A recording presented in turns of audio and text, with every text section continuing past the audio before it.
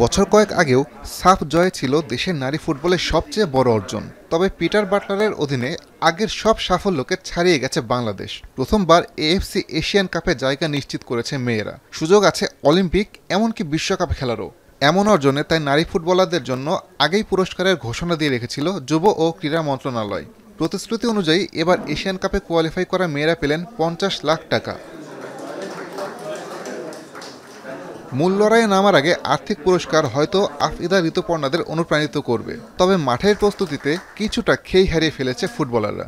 সম্প্রতি থাইল্যান্ডের বিপক্ষে দুটি প্রস্তুতিমূলক ম্যাচ খেলতে গিয়ে হারতে হয়েছে দুটিতেই। হজম করতে হয়েছে 8 গোল। এমন হারের পর তাই প্রশ্ন উঠেছে পিটার বাটলারের কৌশল নিয়ে। তবে নিজের গেম প্ল্যানের পক্ষে সাফাই গাইলেন এই English coach. Whether you like it or you don't like it, the high line defence is here to stay. I don't change.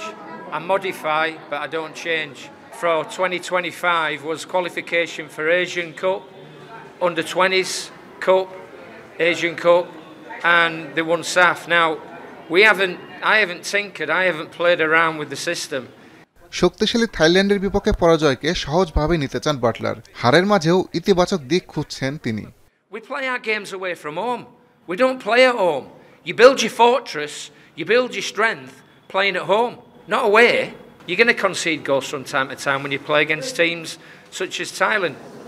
2026 সালের মার্চে অস্ট্রেলিয়ার মাটিতে অনুষ্ঠিত হবে নারী এশিয়ান কাপের পরবর্তী আসর। 12 দলের লড়াইয়ে শীর্ষ 8 দল সরাসরি খেলবে অলিম্পিকে। 4 সেমিফাইনালিস্ট সরাসরি বিশ্বকাপে এবং আরও 2টি দল থাকবে প্লে অফের লড়াইয়ে। তবে নিজেদের সক্ষমতা নিয়ে বাস্তব দুনিয়ায় থাকার আহ্বান জানিয়েছেন বাটলার।